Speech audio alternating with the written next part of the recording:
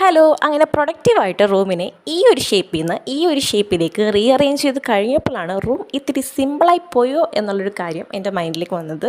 So റൂമിൻ്റെ ഈ ഒരു സ്പേസിനെ ഞാൻ ഡെക്കറേറ്റ് ചെയ്യാൻ ഫൈനലി തീരുമാനിച്ചു. അതിനുവേണ്ടി മീഷോയിൽ നിന്ന് ഓർഡർ ചെയ്ത വാൾ പോസ്റ്റേഴ്സിൻ്റെ റിവ്യൂ ആണ് ഇന്ന് ഞാൻ ചെയ്യാൻ വേണ്ടി പോണത്.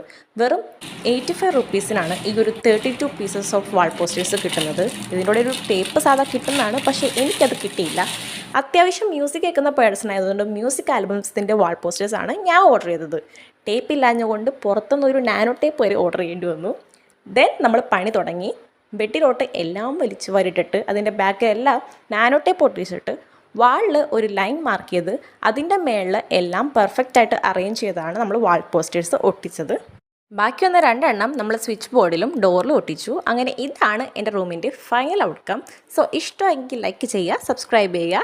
ആൻഡ് ഇതിൻ്റെ ലിങ്ക് ഞാൻ എൻ്റെ ഡിസ്ക്രിപ്ഷനിൽ കൊടുത്തേക്കാം. അപ്പോൾ ഇത്രേ ഉള്ളൂ.